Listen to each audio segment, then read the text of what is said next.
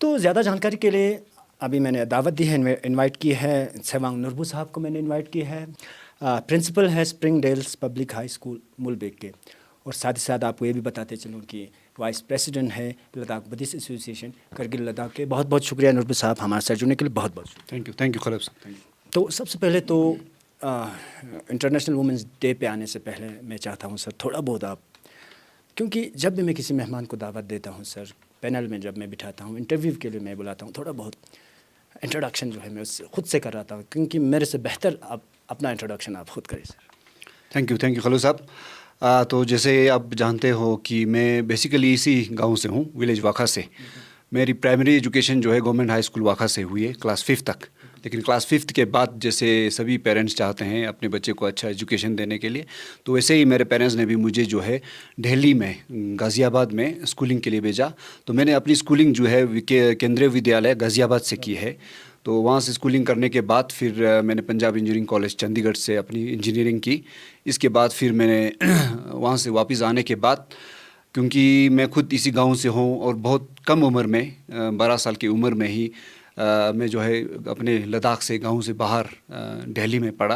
तो जब ऐसे पढ़ते हैं तो बहुत ज़्यादा वहाँ पे तकलीफ़ होती है छोटे बच्चों को, खासकर किसी बाहर शहर में जब हम पढ़ने के लिए भेजते हैं। तो उसी वजह से जब मैंने अपनी इंजीनियरिंग ख़त्म की तो मुझे ऐसा लगा कि भाई अपने लद्दाख में जो है जो बेसिक एजुकेशन है, खासकर स्कूलिंग, उसमें काफ़ी इम्प्रूवमेंट की ज़रूरत है। तो उसको ध्यान में रखते हुए वहाँ से मैं वापस आते ही सेगमोल मैंने ज्वाइन किया था।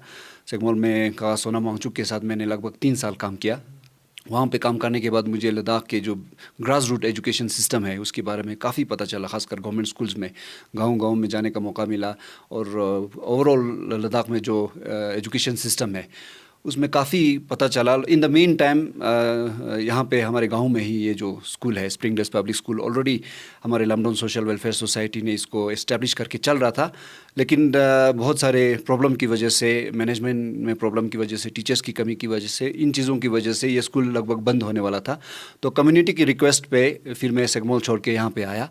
तो लगभग 2008 से जो है मैं इस स्कूल को एज प्रिंसिपल संभाल रहा हूँ, और साथ ही साथ प्रोजेक्ट मैनेजर, खासकर ये इंफ्रास्ट्रक्चर डेवलपमेंट जो आप लोगों को पता है यहाँ पे पैसिव सोलर टेक्नोलॉजी के बेस पे हमारा इंफ्रास्ट्रक्चर डेवलपमेंट हो रहा है। तो उसको संभालते हुए मुझे काफ़ी यहाँ तक मतलब काफ़ी साल यहाँ पे हुआ है। बिल्कुल। तो दर्शकों आपको बताते चलूँ कि नुरबू साहब जो है तारुफ के तो मोहताज नहीं, क्योंकि मैंने आपको पहले भी वजाहत की ही, सोशल एक एक्टिविस्ट भी है, साथ ही साथ एक सोशल वर्कर भी है।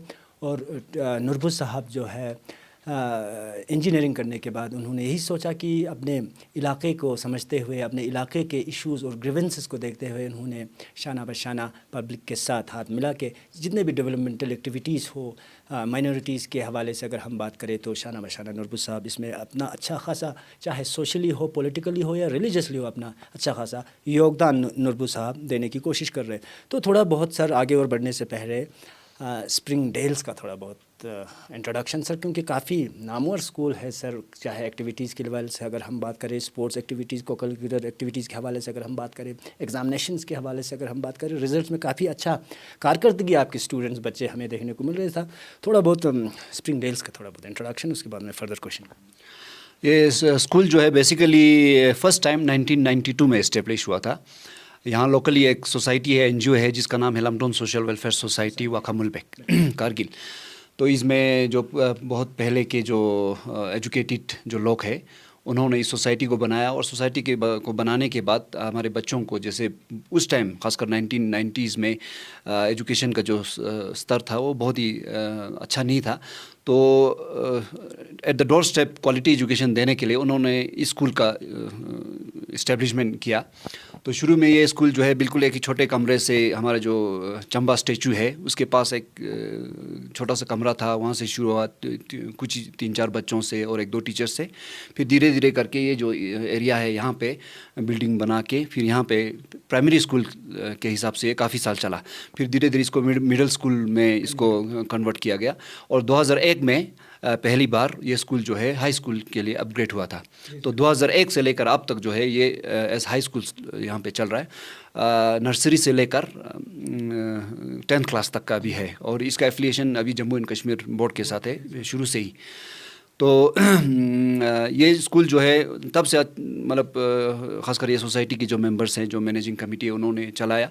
तो जैसे मैंने पहले बताया, लगभग 2008 की बात है जब ये स्कूल जो है चलते हुए काफ़ी टाइम हुआ था, लेकिन due to lack of proper management, lack of funding, lack of proper teachers, quality teachers, इनकी वजह से ये स्कूल में काफ़ी मुश्किल हुआ था। तब से जो है हम लोग यहाँ पे काफ़ी वो कर रहे हैं। तो जैसे आपने कहा कि हम लोग यहाँ पे जो है एक होलिस्टिक एजुकेशन बच्चों को देने की हम लोग कोशिश करते हैं, जिसमें सिर्फ पढ़ाई लिखाई ही नहीं बल्कि एक्स्ट्रा करिकुलर एक्टिविटीज़ में हम जो है बहुत ज़्यादा इसमें ध्यान देते हैं, क्योंकि हम सबको पता है 21 सेंचुरी जो है ऐसा है जहाँ पे बच्चों को हमें होलिस्टिकली उनको डेवलप करने की ज़रूरत है।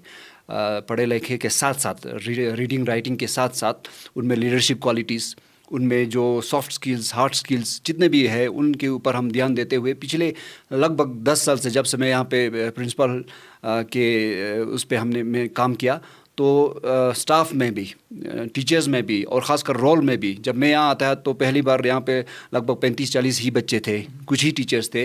तो आज की डेट में लगभग 25 से 26 स्टाफ है। बच्चे भी जो है लगभग अराउंड ऑफ 250 के आसपास हैं।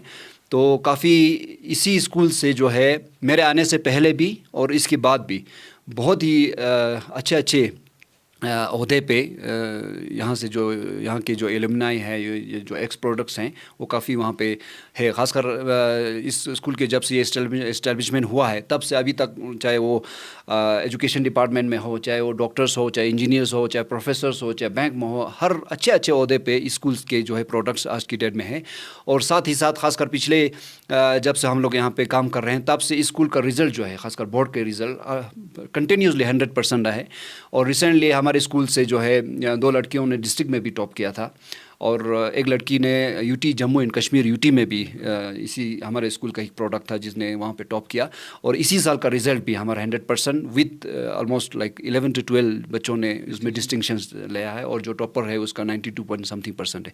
सो एकेडमिकली और अदरवाइज़ भी हम लोग बहुत इसमें अच्छा करने की कोशिश कर रहे हैं। जी, बहुत बहुत शुक्रिया। तो दर्शकों, यहाँ लेते हम छोटा सा एक तिजारती वक्फा यानी कि कमर्शियल ब्रेक। हम जल्द ही लौट आते हैं, आप बने रहे हमारे साथ। लद्दाख में ज़रूरी कारोबार की बहुत ज्यादा सलाहियत है और बहुत से नौजवान इसमें बढ़ चढ़कर हिस्सा ले रहे हैं। अब हुकूमत आपके छोटे कारोबार को बढ़ाने में आपकी माली मदद करेगी। हुकूमत हिंद की वजारत फूड प्रोसेसिंग इंडस्ट्रीज ने महकमा सनत और तिजारत यूटी लद्दाख के साथ मिलकर प्रधानमंत्री formalisation of micro food processing enterprise scheme का आगाज किया है, जो आत्मनिर्भर भारत अभियान के एक जिला एक पैदावार प्रोग्राम का एक हिस्सा है। ये स्कीम गैर मुनज़्ज़म शोबे में मौजूद माइक्रो फूड प्रोसेसिंग इंटरप्राइज की तरक्की के लिए माली, तकनीकी और कारोबारी मदद फराहम करेगी। इस स्कीम के तहत माइक्रो एंटरप्राइज को 10 लाख की हद तक इमदाद मुहैया की जाएगी, जो कि कुल प्रोजेक्ट की लागत का 35% है। इस मौके का फायदा उठाएं और लद्दाख में अपना फूड प्रोसेसिंग बिजनेस शुरू करें। खुद कफील रोजगार का इंतखाब करें और नौकरी तलाश करने के बजाय नौकरी देने वाले बने। मजीद तफसीलात के लिए लेह और कारगिल के जिले सनती मरकज से राब्ता करें।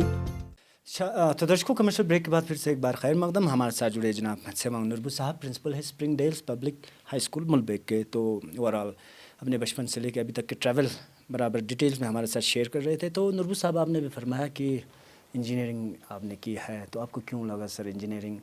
क्योंकि हमारे अगर ख़त्े लद्दाख की अगर हम बात करें तो यही एक शौक़ होते हैं सर पेरेंट्स के कि बच्चा इंजीनियर बने, डॉक्टर बने, या उसके अलावा गवर्नमेंट कोई अच्छे से अच्छे पोस्ट पे जाए। तो आपको क्यों लगा कि इंजीनियर छोड़ के आप एक पॉपुलर, एक आप सोशल एक्टिविस्ट भी आपको कह सकते हैं सर, क्योंकि जितने भी सोशो पॉलिटिकल इश्यूज़ है उस पर तो आप ही संभाल रहे हो।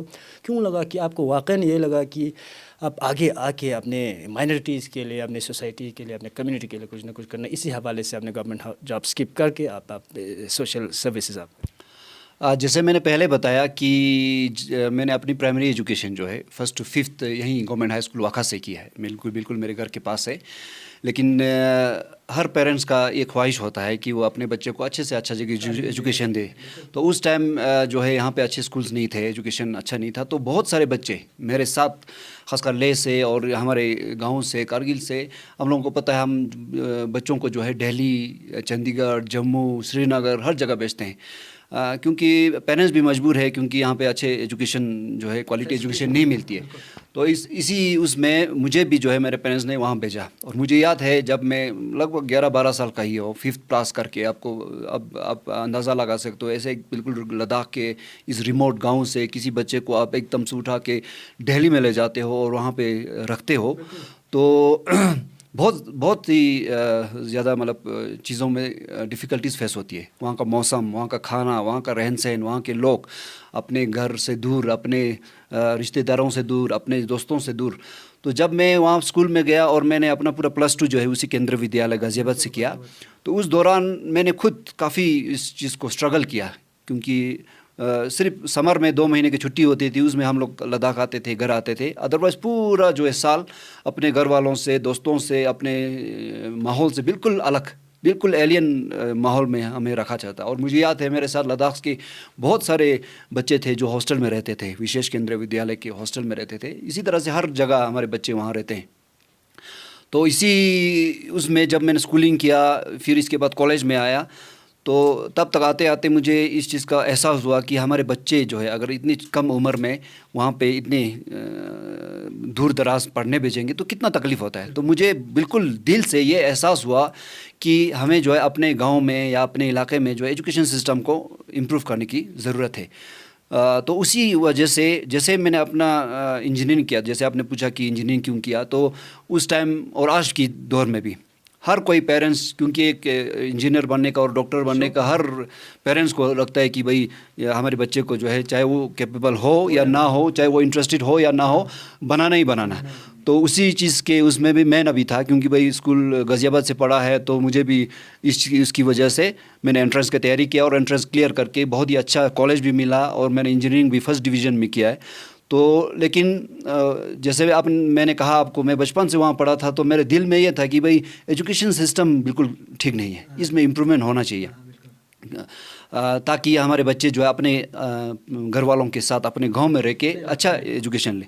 तो मेरा दिल जो है उसमें था, लेकिन ऑब्वियसली पेरेंट्स का एक्सपेक्टेशन होता है, लोगों का एक्सपेक्टेशन होता है, इस करके मैंने भी इंजीनियरिंग किया। लेकिन इंजीनियरिंग करते करते जब तक इंजीनियरिंग ख़त्म हुआ तो हम लोग मैच्योर हो गए, हम लोग सही मतलब डिसीजन ले सकते हैं। तो उसमें मुझे यह लगा कि भाई कि अगर मैं फिर आगे जाके इंजीनियरिंग का नौकरी करूँगा तो फिर उसी हिसाब से, फिर आपको पता है नौकरी में लग गया एक बार, चाहे वो प्राइवेट नौकरी करो चाहे गवर्नमेंट नौकरी करो, क्योंकि खासकर पंजाब इंजीनियरिंग कॉलेज जैसे कॉलेज में से काफ़ी प्लेसमेंट भी होता है, मल्टीनेशनल कंपनीज बहुत आते हैं, वहाँ से रिक्रूट करके ले जाते हैं। तो मुझे लगा फिर ज़िंदगी भर फॉर अर्निंग, ऑब्वियसली तनख्वाह मिलेगा, स्टेटस होगा, सब कुछ होगा, वो तो मैं कर लूँगा, लेकिन जो दिल में जो चाहत है वो चीज़ जो है हम कभी उसको मतलब उस चीज़ को हम बहुत मुश्किल है उसको समझना। तो मैं सोचा, फिर मैंने एक ऐसे टर्निंग पॉइंट पे डिसीजन लिया कि नहीं, जो मेरा दिल है में है, जो मेरा इंटरेस्ट है, जो मेरा ड्रीम है, उसको मैं करूँगा। इसी वजह से जैसे वहाँ से मैं वापस आया तो मैंने इमीडिएटली सेगमोल ज्वाइन किया, क्योंकि ऑब्वियस था, क्योंकि मुझे एजुकेशन इम्प्रूवमेंट करना था, एजुकेशन सिस्टम को वो करना था, क्वालिटी एजुकेशन इम्प्रूव करना था। तो उस टाइम ऑब्वियसली सेगमोल एक ऐसा इंस्टीट्यूशन था जो लद्दाख के स्कूलों में एजुकेशन रिफॉर्म्स में काफ़ी अच्छा था। तो मैं इमीडिएटली वहाँ गया और वहाँ 3 साल तक डायरेक्टर के हिसाब से काम किया। फिर मैं अपने गाँव में आया, क्योंकि ऑब्वियसली जो हमारा रूट्स है वो अपने गाँव में है, अपने लोग हैं, तो उनको और हमारे खासकर बच्चों को मतलब वो एजुकेशन मिलना ज़रूरी है। इस वजह से मैं यहाँ आया और स्कूल को मैंने पिछले 10 साल में काफ़ी इसमें इम्प्रूवमेंट लाया है। और तब से इस गांव से हार्डली कुछ बच्चे जो बाहर जाते हैं, अदरवाइज़ पहले बहुत सारे पेरेंट्स जो है बच्चों को लेह में, करगिल में और जम्मू में, दिल्ली में भेजते थे। लेकिन जब से हम लोग यहाँ पे आए हैं और स्कूल के क्वालिटी एजुकेशन इंप्रूव किया, तब से हार्डली कोई किसी बच्चे को जो है बाहर ले जाते हैं। ऑब्वियसली जो बहुत ज़्यादा रिच है, जो बहुत ज़्यादा पैसे हैं, वो ऑब्वियसली ले जा सकते हैं, अभी भी हम नहीं रोकते हैं। लेकिन ख़ासकर जो गरीब बच्चे हैं, जो इकोनॉमिकली पुअर है, उनके बच्चे आज की डेट में भी हम लोग यहाँ पे अकोमोडेट करके उनको क्वालिटी एजुकेशन जो दिल्ली में, जम्मू में मिलता है, उनको हम उनके डोर स्टेप पे देने की कोशिश कर रहे हैं। जी। तो नुरबू साहब, अगर हम आज के इवेंट के, आज के इस प्रोग्राम के हवाले से अगर हम बात करें, इंटरनेशनल वुमेन डे के हवाले से बहुत सारे स्पीकर्स आए, सर बच्चों ने भी स्पीच की, चीफ गेस्ट आपने भी स्पीच की, तो ज़्यादातर लोग जेंडर इक्वलिटी की बात कर रहे थे। तो किस तरह देखते हो सर खित्ते लद्दाख में, क्या ये जेंडर इक्वलिटी की अगर हम बात करें तो खित्ते लद्दाख में बिलखुसूस लेह और कारगिल डिस्ट्रिक्ट के हवाले से अगर हम बात करें तो क्या ऐसा यहाँ भी हो रहा है सर? आपका क्या राय विचार है इस पे कि लड़कों को एक अलग इम्पोर्टेंस और लड़कियों को इग्नोर करना, चाहे लड़कियाँ कुछ भी करें, वो खित्ते लद्दाख में भी हो रहा है कि हम दिल्ली जम्मू की बात करें? नॉर्मली कंपैरेटिवली लद्दाख में कम है। ऑब्वियसली अब जब इंडिया के बाकी स्टेट्स में देखेंगे तो उसमें अभी आज की डेट में काफ़ी है, लेकिन लद्दाख में ऑब्वियसली जो पुराने ज़माने में हमारे जो लोग थे या पेरेंट्स थे वो from modern education point of view या from exposure point of view ज़्यादा वो नहीं था, तो इस वजह से भी हमारे लद्दाख में भी पहले भी लेह में भी और कारगिल में भी इस तरह की चीज़ें होती थी कि लड़कियों को जो है कम पढ़ने दिया जाता था, लड़कियों को कम, उनके ऊपर कम फोकस था, लड़कों को ज़्यादा वो होता था ये कहकर कि भाई लड़कियां शादी करके भी किसी और के घर में जाना है, और लड़कियों को वैसे भी मतलब सॉर्ट ऑफ जेंडर इनइक्वालिटी हमारे लद्दाख की सोसाइटी में भी था। आज की डेट में थोड़ा बहुत है, लेकिन कंपैरेटिवली मैं समझता हूँ कि लद्दाख में जो है आज ऐसी बहुत कम है। लड़कियों को हर जगह जो है हर चीज़ में इक्वल अपॉर्चुनिटी देते हैं, और हम देखते हैं आज की डेट में लड़कियां जो है लद्दाख में किसी भी, चाहे एडमिनिस्ट्रेटिव फील्ड में हो, चाहे पॉलिटिकल फील्ड में हो, चाहे एजुकेशन में हो, चाहे कोई ऐसा मतलब फील्ड नहीं है जिसमें आज की डेट में लद्दाख की लड़कियां जो है, चाहे वो कारगिल से हो चाहे लेह से हो, वो उसमें पार्ट लेते हैं और बहुत अच्छा करते हैं। तो स्प्रिंग गर्ल्स पब्लिक स्कूल में हम ये वुमेंस इंटरनेशनल वुमेंस डे हम मनाते हैं, तो इस साल भी हमने महज इसको मनाया क्योंकि हम चाहते हैं कि जो है हमारे बच्चों में, हमारे सोसाइटी में, हमारे पेरेंट्स में, सब में ये हो कि जेंडर इक्वलिटी वाकई में ज़रूरत है। हमें चाहे लड़के हो चाहे लड़की हो, इन दोनों को साथ लेके हमें इस सोसाइटी को आगे बढ़ाना है। जब तक हम इन चीज़ों को बैलेंस नहीं करेंगे, लड़के भी एजुकेटेड हो लड़कियां भी एजुकेटेड हो, तब तक जो है पूरा समाज जो है वो बैलेंस नहीं हो सकता। जब भी हमें इस तरह की कोई भी इनक्वालिटी अगर होती है तो हमें हमेशा प्रॉब्लम होती है। इस वजह से हमारा मानना है कि लड़कों को भी और लड़कियों को भी बराबर एजुकेशन का और हर चीज़ में इसका मौका मिलना चाहिए। और ख़ासकर हमारे स्प्रिंग गर्ल्स पब्लिक स्कूल में हम वाकई में एक एग्जांपल की तरह सेट है। जैसे मैंने स्पीच में भी बोला कि हमारे स्कूल में जो स्टाफ और टीचर्स का जो परसेंटेज है उसमें ऑलमोस्ट 80 to 90% जो है यहाँ पे लेडीज़ हैं, लड़कियाँ हैं। और बच्चों के उसमें भी हमारे यहाँ पे बच्चों का जो है जो लड़कियाँ हैं उनका स्ट्रेंथ ज़्यादा है। तो हम प्रैक्टिकली भी इस चीज़ को यहाँ पे इम्प्लीमेंट करते हैं, जेंडर इक्वलिटी को बिल्कुल, मतलब इसमें कोई किसी तरह का भेदभाव ना हो, सबको अपॉर्चुनिटी मिले। तो मुझे लगता है कि लद्दाख के लॉन्ग टर्म के लिए अगर हमको ओवरऑल लद्दाख को एक अच्छे उस डायरेक्शन में ले जाना है तो लड़के और लड़कियों को इक्वली ट्रीट करके सबको अच्छी तरह से मौका दे के आगे बढ़ना चाहिए, ताकि हम जो है बढ़िया एक सोसाइटी आगे जाके तैयार कर सकें। जी नूर साहब, एक दो सवाल करूंगा, इसके बाद मैं प्रोग्राम कंक्लूड करता हूँ। एज ए प्रिंसिपल आप एक एजुकेशनिस्ट भी हो सर, आप किस तरह डिफ्रेंशिएट करते हो सर गवर्नमेंट और प्राइवेट स्कूल को? क्योंकि पहले एक ट्रेंड था सर, प्राइवेट स्कूल में ही हमारे बच्चों को एडमिशन कराते थे, गवर्नमेंट स्कूल के इतने पेरेंट्स जो है इतना भाव नहीं देता था सर गवर्नमेंट स्कूल को।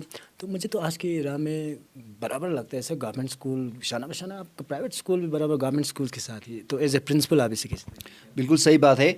जैसे मैंने आपको कहा, जब मैं अपना इंजीनियरिंग ख़त्म करने के बाद मैंने सेगमॉल में काम किया, और सेगमॉल जो है एक ऐसा इंस्टीट्यूशन है जो गवर्नमेंट स्कूल्स को, ग्रास रूट गवर्नमेंट स्कूल्स को, जितने भी लद्दाख में गवर्नमेंट स्कूल्स है उसमें रिफॉर्म ला के उनको अच्छा करने के लिए काम किया। और मैंने भी 2-3 साल उसमें काम करते हुए ख़ासकर लेह डिस्ट्रिक्ट के बहुत सारे रिमोट्स गाँव में गया, और वहाँ पे देखा मैंने उस टाइम जब मैं वहाँ था लगभग 10 साल पहले, तो गवर्नमेंट स्कूल्स की हालत जो है बहुत ज़्यादा मतलब अच्छी नहीं थी। लेकिन ऑब्वियसली धीरे धीरे अभी काफ़ी रिफॉर्म्स आया है, तो गवर्नमेंट स्कूल्स में भी काफ़ी इम्प्रूव है। तो पर्सनली मेरा भी यही मानना है कि लद्दाख जैसे जगह पे नॉर्मली प्राइवेट स्कूलों की ज़रूरत नहीं है। आइडियल सिचुएशन ये है कि जो हमारे एग्जिस्टिंग गवर्नमेंट स्कूल्स हैं, चाहे वो लेह में है चाहे कारगिल में है, वो बिल्कुल बढ़िया होना चाहिए हर एंगल से। क्योंकि लद्दाख एक ऐसा सोसाइटी है जिसमें ज़्यादातर पेरेंट्स ऐसे हैं जो अफोर्ड नहीं कर पाते हैं, अनलाइक जो सिटीज़ हैं या बाकी स्टेट्स है या बाकी शहर है जिसमें इकोनॉमिकली लोग बहुत ज़्यादा साउंड हैं, वहाँ पे अपॉर्चुनिटीज़ भी बहुत है। लेकिन लद्दाख ऐसा है, और ख़ासकर लद्दाख में भी ज़्यादातर पॉपुलेशन और बच्चों की पॉपुलेशन वो गाँव में है, रिमोट गाँव में। और रिमोट गाँव में जो है पेरेंट्स का जो इकोनॉमिक सोर्स है वो ज़्यादा नहीं है, इकोनॉमिकली इतना साउंड नहीं है, तो बहुत सारे पेरेंट्स जो है प्राइवेट स्कूल में देना एफोर्ड भी नहीं करते हैं। तो आइडियल सिचुएशन मेरा मानना ये है कि प्राइवेट स्कूल की नॉर्मली ज़रूरत नहीं है। अगर हमारे गवर्नमेंट स्कूल जो है अच्छी तरह से फंक्शन करें, वहाँ अंदर जो है एजुकेशन सिस्टम अच्छा हो, एजुकेशन अच्छा मिले, सब कुछ अच्छा हो, तो क्यों पेरेंट्स जो है अपने जेब से एक्स्ट्रा खर्चा करके बच्चों को प्राइवेट इंस्टीट्यूशन में दें। लेकिन हमने पिछले कई दशकों में ये देखा है, for any reason government schools का जो है क्वालिटी काफ़ी मतलब उसमें डिफरेंशियल होता है। That is the reason why there is a private school. अगर गवर्नमेंट स्कूल्स बहुत अच्छा होता, उसमें एजुकेशन क्वालिटी एजुकेशन अच्छा होता, सारी चीज़ें अच्छा होता, तो मेरे ख्याल से नेचुरल है, प्राइवेट स्कूल की ज़रूरत नहीं है। लेकिन कुछ कमियां हैं, इसकी वजह से अभी प्राइवेट स्कूल एग्जिस्ट करती है। तो एक चीज़ ये है। दूसरी बात में मेरा मानना यह भी है कि आप किसी भी कंट्री को देखो, किसी भी इकोनॉमी को देखो, ख़ासकर 21st सेंचुरी में या आने वाले दशकों में अगर हम देखें, तो ये जो सोशल सेक्टर, ख़ासकर गवर्नमेंट सेक्टर और प्राइवेट सेक्टर, दोनों को कंधे से कंधा मिला के चलने की ज़रूरत है। क्योंकि अगर हम ये देखें, ख़ासकर चाहे वो लद्दाख को ले लो, चाहे इंडिया को ले लो, अगर हम सिर्फ यही कहें कि पूरा सेटअप जो है गवर्नमेंट का ही होना चाहिए, चाहे वो स्कूल हो, चाहे कुछ भी हो, और प्राइवेटाइजेशन बिल्कुल नहीं होना चाहिए, तो मैं बिल्कुल इसको स्ट्रांगली बिलीव करता हूं कि हम आने वाले दशकों में जो है India as a country and Ladakh as in current state union territory हम सस्टेन नहीं करेंगे।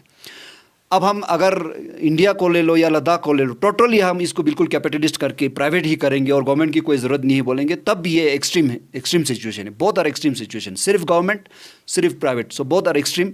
मेरा मानना ये है कि हमें हमेशा मिडिल पाथ फॉलो करना चाहिए, और हमें इंडिया एज ए इकोनॉमी और लद्दाख एज ए यूटी, हमें दोनों को कंधे से कंधा मिला के, खासकर एजुकेशन में मेरा स्ट्रांगली मानना है कि जितने भी प्राइवेट स्कूल्स हैं वो भी बहुत अच्छा कर रहे हैं, और गवर्नमेंट स्कूल्स भी काफ़ी अच्छा अभी इम्प्रूव हुआ है। अभी यूटी एडमिनिस्ट्रेशन, खासकर यूटी बनने के बाद CBSE एफिलिएशन हो रहा है।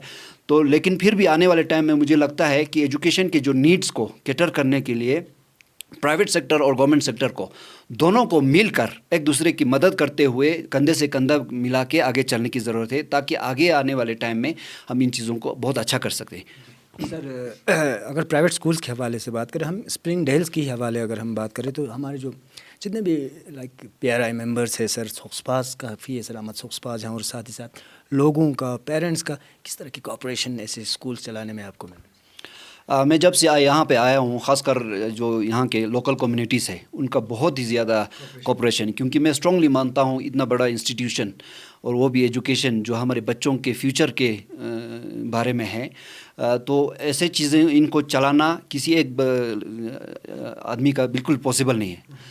मैं अकेला भी इसको चला लूँ, ऐसा बिल्कुल पॉसिबल नहीं। तो जब से मैं यहाँ आऊँ, जो लोकल कम्युनिटी सब ने बढ़ चढ़ के यहाँ पे मदद की है, चाहे वो पेरेंट्स हो, चाहे सोसाइटी के मेंबर्स हो, इवन चाहे वो एडमिनिस्ट्रेशन की तरफ से हो, चाहे जो हमारे काउंसिल की तरफ से हो, हर चीज़ में जब भी हम लोग एजुकेशन उस मामले में जब भी करते हैं, सब लोग अभी करंट सिचुएशन में तो सब लोगों का कोऑपरेशन है। इसी की वजह से आज तक जो है हम इस स्कूल को बहुत अच्छा चला पाए हैं, और अच्छी तरह से हम इसको काफ़ी चला सकते हैं। और ख़ासकर एक और भी है, जब हम ये स्प्रिंग डेल्स पब्लिक स्कूल है, इसमें हमारे दोनों कम्युनिटीज़ के बच्चे हैं। इसमें मुस्लिम के बहुत सारे बच्चे हैं और बुद्धिस्ट के भी बच्चे हैं, और सारे पेरेंट्स जो है आके इसमें काफ़ी अच्छा, हम लोग पिछले कई सालों से बहुत बढ़िया तरीके से इसको हम लोग आगे करने की कोशिश करते हैं।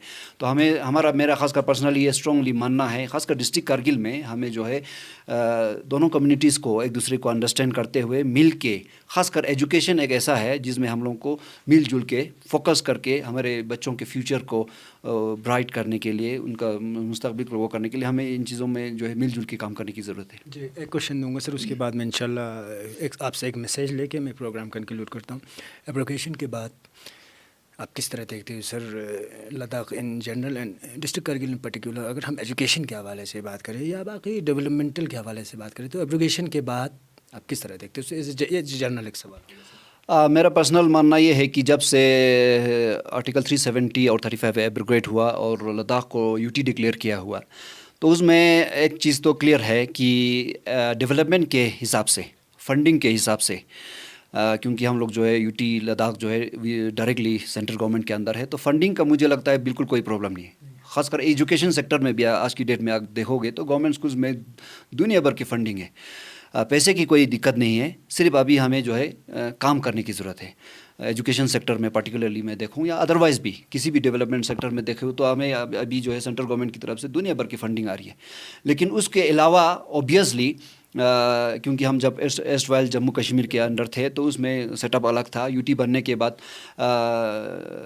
ख़ासकर आम लोगों का ये है कि भाई शुरू में से हम देखते थे कि जो प्रोटेक्शन हमें जम्मू कश्मीर में था अंडर 370 वो नहीं है, क्लियर कट है। तो इसी की वजह से हम सब जो है मिल के 6 शेड्यूल की डिमांड करते हैं, जो ताकि उस जो हमारे जो फ्रेजाइल इन्वायरमेंट है, जो जॉब्स का प्रोटेक्शन है, जो बाकी चीज़ों का कल्चर का है, ट्रेडिशन का है, हमारा जो यूनिक आइडेंटिटी है, उसका प्रोटेक्शन के लिए मैं स्ट्रांगली मानता हूँ क्योंकि अगर हम लोग आज की डेट में डायरेक्टली ग्लोबलाइजेशन की तरफ या डेवलपमेंट की तरफ ही ज़्यादा जाएंगे तो ऑब्वियस है हमारा जो यूनिक कल्चर है, जिसके लिए लद्दाख जो है माना जाता है, लेह कारगिल दोनों, तो उसको हमें ध्यान में रखते हुए उसका एक प्रोटेक्शन वाकई में ज़रूरत भी है। तो उस चीज़ में मुझे लगता है कि हमें काफ़ी इसमें हमें स्ट्रगल करने की ज़रूरत है। और पॉलिटिकली भी देखा जाए तो ऑब्वियसली अभी हमारे पास हिल काउंसिल हैं जो काफ़ी अच्छा काम कर रही है, लेकिन उसको वाकई में स्ट्रेंथन करने की ज़रूरत है। जितना पीपल्स रिप्रेजेंटेशन स्ट्रॉन्ग होगा, जितना पीपल्स इसमें जो पार्टिसिपेशन ज़्यादा होगा, उतना ही डेमोक्रेसी के लिए अच्छा है।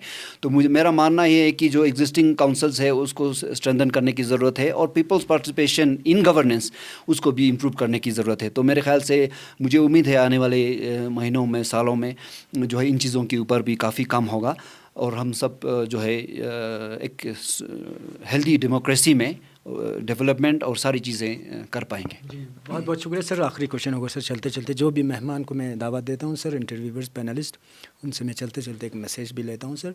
तो चलते चलते आज के इस मौके पे, इंटरनेशनल वुमेंस डे के मौके पे, आपकी तरफ से पैगाम ख़िते लद्दाख के आवाम को, बिलखुसूस लेह और करगिल के आवाम को, साथ ही साथ पेरेंट्स और स्प्रिंग डेल्स पब्लिक स्कूल के बच्चों को, छात्रों को, आपकी तरफ से आज के इस मौके पर आपकी तरफ से एक मैसेज। ख़ासकर as principal of Spring dells public School में यहाँ के जो बच्चे हैं और यहाँ के पेरेंट्स हैं, उनको ये कहना चाहूँगा कि हमें जो है अपने बच्चों के एजुकेशन पे बहुत ज़्यादा फोकस करने की ज़रूरत है। अच्छे से अच्छा एजुकेशन देने की ज़रूरत है। जो हम सब लोग मिल के, चाहे वो गवर्नमेंट स्कूल्स हो, चाहे प्राइवेट स्कूल्स हो, सारे कम्युनिटी के लोग, सारे पेरेंट्स सभी मिल के हमें अपने बच्चों के एजुकेशन के ऊपर ध्यान देने की ज़रूरत है। और ख़ासकर इंटरनेशनल वुमेंस डे के मौके पे ये कहना चाहूँगा कि हमें जो है लड़कियों को और लड़कियों के बीच में कोई भेदभाव नहीं करना चाहिए। दोनों को इक्वल ट्रीट करके, दोनों को इक्वल अपॉर्चुनिटी दे के हमें जो है आने वाले दिनों में आगे बढ़ने की ज़रूरत है। और जैसे आपने पहले भी कहा, मैं प्रिंसिपल के साथ साथ Ladakh Buddhist association Kargil wing का वाइस प्रेसिडेंट भी हूँ। तो उस नाते भी मैं ख़ासकर कारगिल में हम लोग मुस्लिम कम्युनिटी और बुद्धिस्ट कम्युनिटी सालों से हम लोग एक साथ मिलजुल के रहते हैं।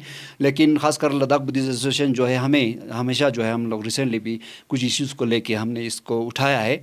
तो मेरा स्ट्रांगली मानना है कि हम जो है ख़ासकर कारगिल में जो मेजॉरिटी कम्युनिटी है, वो हमारे जो इश्यूज़ हैं या जो भी प्रॉब्लम है उनको समझ के, हम मिल के उनको सॉर्ट आउट करके आगे जो है पहले की तरह कम्युनल हार्मोनी मेंटेन करते हुए, ब्रदरहुड को मेंटेन करते हुए आगे बढ़ेंगे। क्योंकि यही एक ज़रिया है हमें अमन से, चैन से एक दूसरे को समझ के चलने के लिए। तो मुझे उम्मीद है आने वाले टाइम में जो है हम जो भी हमारे जो इश्यूज़ है उनको एक दूसरे को समझते हुए, उनको सॉर्ट करते हुए हम जो है आगे बढ़ेंगे और हम सब जो है मिलजुल के खुश रहेंगे। और जितने भी खासकर रिलीजियस ऑर्गेनाइजेशंस हो, चाहे NGOs हो, सब लोग जो है सोसाइटी के वेलफेयर के लिए, एजुकेशन के लिए, डेवलपमेंट के लिए इन चीज़ों पे काम करें। जो हमारे छोटे मोटे जो भी हमारे इश्यूज़ हैं उनको हम जल्दी से जल्दी सॉर्ट आउट करके फिर हम आगे जो है एक हेल्दी रिलेशन मेंटेन करते हुए आगे बढ़ेंगे। इसके मुझे पूरी उम्मीद है। जी, थैंक यू, बहुत बहुत शुक्रिया। तो दर्शकों, हमारे साथ जुड़े थे सेवांग नुरबू साहब, हमारे साथ जुड़े थे। पहले भी आपको वजाहत की कि प्रिंसिपल है spring dells Public High School Mulbekh के। स्प्रिंग डेल्स का थोड़ा बहुत मीनिंग समझाओगे सर, क्योंकि हर नाम का कुछ ना कुछ माने। डेल्स क्या हुआ? एक्चुअली ये जो स्कूल जब पहले बना था तो ये किसी और नाम से, खासकर जैसे आप लोगों को पता है लोकली इसको लमडोन स्कूल करके ज़्यादा लमडोन स्कूल करके मानते हैं। इसके अलावा पहले एक और भी नाम था। लेकिन खासकर जब शुरू में यहाँ के जिन्होंने फाउंड किया स्कूल को, तो हमारे होते हैं ना जो पहले जो है लोगों को ज़्यादा एक्सपोजर नहीं है, पता नहीं है कैसे करना है, तो उनको लगा कि भाई स्कूल को मतलब एक चलाने के लिए एक अच्छा नाम की ज़रूरत है। तो उस टाइम जो बाहर से लोग आते थे, जो चाहे एजुकेशन डिपार्टमेंट से कुछ आते, तो उन्होंने कहा कि भाई स्प्रिंग डेल्स एक बहुत अच्छा नाम है, जो अच्छा नाम है, तो आप लोगों को ये स्प्रिंग डेल्स नाम रखना चाहिए। तो उन्होंने उस हिसाब से जे बोर्ड के साथ स्प्रिंग डेल्स पब्लिक स्कूल करके इसको रजिस्टर्ड कराया। तो एज सच जो हमारा जो विज़न है, जो हमारा मिशन है, जो हमारा ड्रीम है, उससे ये ज़्यादा मेल नहीं खाता, क्योंकि स्प्रिंग डेल्स हमारे लद्दाखी कल्चर से आए, उससे कोई मेल नहीं खाता। लेकिन उस टाइम ऐसे जो बाहर से आते हैं लोग, उन्होंने कहा लोकली कि भाई आप लोग को ये नाम रख लेना चाहिए, तो उन्होंने उस हिसाब से रखा। तो हम लोग अभी भी डिस्कस कर रहे हैं कि ख़ासकर अभी आने वाले दिनों में कि हम स्कूल का नाम भी ऐसा रखें जो हमारे कल्चर से, जो हमारे आइडेंटिटी से, जो हमारे लद्दाख के उससे जुड़ा हो, क्योंकि नाम बहुत ज़रूरी है। उस चीज़ को हम मानते हैं। लेकिन ये चीज़ ऑलरेडी हो चुका था, जे गवर्नमेंट के साथ रजिस्टर हो चुका है, तो उसमें काफ़ी कॉम्प्लिकेशंस है। इसलिए हमने इस वजह से फ़िलहाल हम लोग एजुकेशन पे ज़्यादा जोर दे रहे हैं। तो आने वाले टाइम में हम चाहेंगे कि इस नाम को जो है चेंज करके कुछ और नाम रखें। बहुत बहुत शुक्रिया, बहुत बहुत शुक्रिया सर, आपने अपना कीमती टाइम निकाल के हमें देने के लिए बहुत बहुत शुक्रिया। इंशाल्लाह इन फ्यूचर भी अगर हमारे पास टाइम आए तो आपसे और ज़रूर मिलेंगे सर, और गुफ्तगू आपसे करेंगे बाकी इश्यूज़ को लेके। तो दर्शकों, हमारे साथ जुड़े थे सिवान नूरबुल साहब, हमारे साथ जुड़े थे। आपको पहले भी वजाहत की कि प्रिंसिपल है spring dells Public High School Mulbekh के, और साथ ही साथ मैंने आपको पहले भी वजाहत की कि वाइस प्रेसिडेंट है लद्दाख बुद्धिस्ट एसोसिएशन करगिल लद्दाख के। जितने भी सोशो पॉलिटिकल और रिलीजियस इश्यूज़ है, नूरबुल साहब आगे आके माइनॉरिटीज़ की स्पेशली अगर हम बात करें तो शाना बशाना अपने कम्युनिटी के लिए, अपने कौम के लिए बेहतरीन इक़दाम इन्होंने उठा लिए हैं। और साथ ही साथ आज के इस मौके पे यानी कि इंटरनेशनल वुमेन डे के हवाले से बराबर ब्रीफ की, स्कूल्स के हवाले से बराबर ब्रीफ की, और उसके अलावा बाकी डेवलपमेंटल चीज़ों पे भी डिस्कशन की। तो हम भी अपनी तरफ से कोशिश करेंगे कि आने वाले दिनों में अगले हफ्ते किसी और एक शख्सियत के साथ, किसी और एक पर्सनैलिटी के साथ, किसी और एक मेहमान के साथ रूबरू आप लोगों के साथ करवाए। तो खिते लद्दाख के साथ साथ देश और दुनिया की बाकी खबरों के लिए आप बने रहे JK 24/7 न्यूज़ लद्दाख के साथ। इस समय मैं और मेरी टीम को दीजिए इजाज़त। कैमरा लाइन पे जुड़े हैं हबील सागर, रेहान आज़मी और मैं हुसैन खालू। इजाज़त दीजिए, खुदा हाफिज़। जुड़े